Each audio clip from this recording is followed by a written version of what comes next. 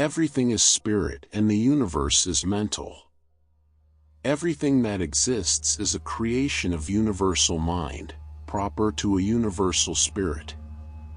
Spirit is unknowable and indefinable, but its existence is manifested in creative mental activity because where there is matter, energy or life, there has unquestionably been a creative thought at the origin.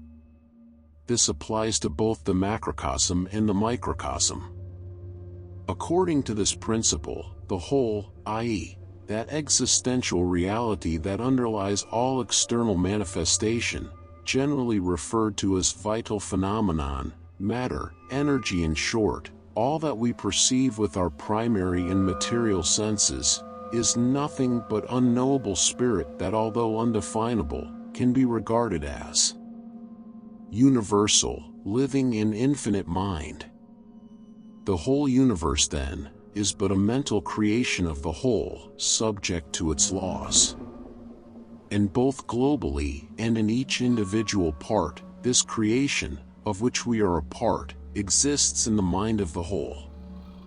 Indeed, one of the great masters wrote, "He who grasps the essence of the mental nature of the universe is far advanced on the path of capaciousness." Thanks to this principle, we can explain all those psychic phenomena that cause such a stir in mankind while still remaining outside the realm of science. The origin of all creation is pure consciousness, pure potentiality, the non-manifest that tends to become manifest. When man understands that his self is made of pure potentiality, he becomes attuned to the force that makes everything in the universe wonderful.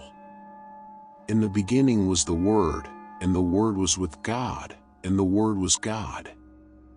John 1 verse 1. This is the most important law because it is the one that governs all of creation. Before the universe existed, there was in the mind of God, God as universal consciousness, the idea, later expressed in word, of how it was to be.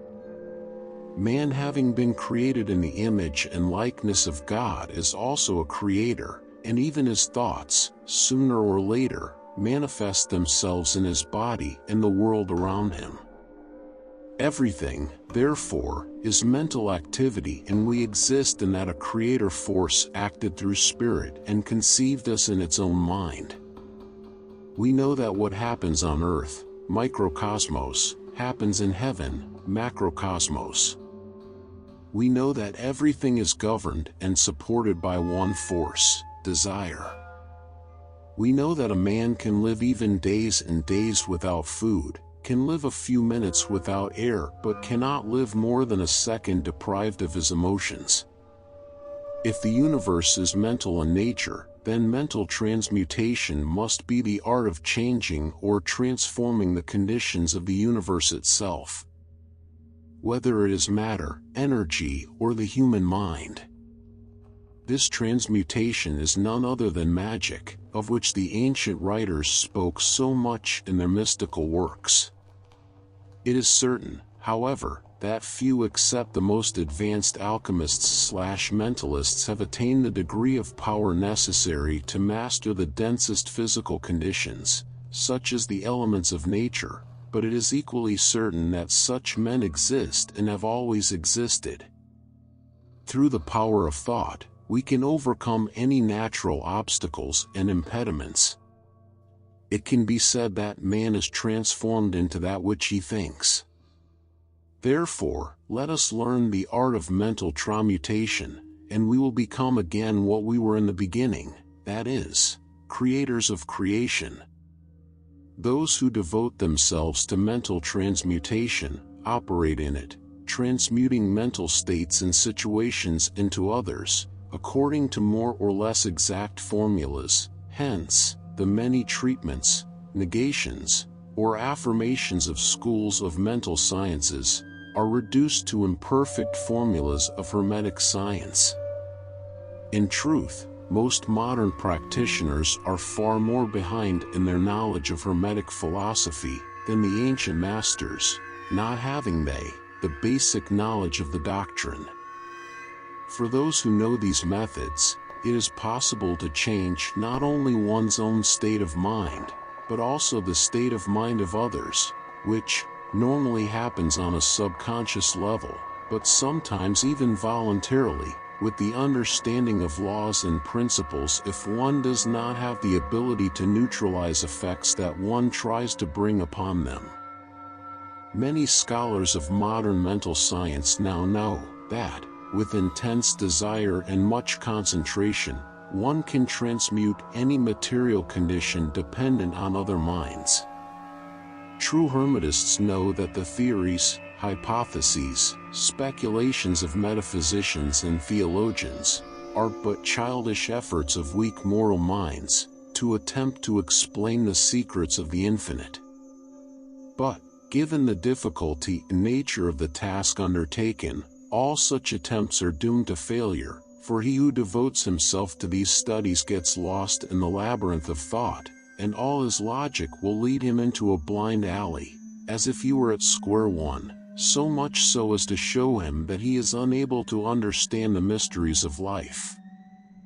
Thus, even more presumptuous are to be considered those who claim to ascribe to the whole their own personality, their own qualities, their own attributes, all things that would pertain to the whole, inasmuch as they are susceptible to feelings, sensations, human characteristics, and even of its most vile qualities, such as the desire for power over others, for continual praise, for veneration, ideas these, utterly unworthy of man and as such to be rejected.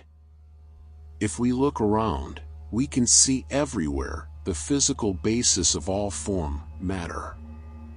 Be careful, however, not to confuse this matter with the whole, for it cannot contain life or mind, which are, in fact, prerogatives of the universe, thus of the whole.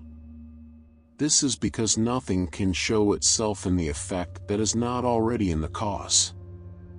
This is why even modern science shows us that in reality matter does not exist, that is, there is no such term, but rather, we might say, energy or interrupted force, that is, force with a reduced degree of vibration.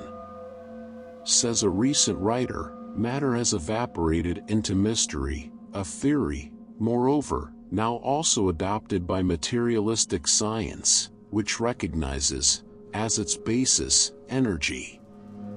When the whole initiates its creations, together with the polarity principle, the paradox of the universe is unequivocally manifested. To be aware of this is to cross the line that separates the half-wise from the wise. If for the whole, the universe with its laws, phenomena, life and power appears in the state of dream, of meditation, for us finite beings, it is part of reality, and equal have life, action, thought, all while being aware of its imaginary, mental nature. To each plane its own laws. Bad it would be for the universe if the all considered it real. It would cease the continual holding upward, the divine, and the universe would become something still, static, devoid of progress. Those who persist in wanting to think of the universe as something unreal end up making it really become so that they take to living like a somnambulist, always going round in circles, only to find themselves back where they started, until waking up, they find themselves bruised and bleeding from having clashed with those laws of nature that they persisted in ignoring. Go ahead and turn your eyes to the stars, but don't forget to watch where you put your feet, you may slip in the mud. Keep in mind the divine paradox, whereby the universe, while it is not, is nevertheless.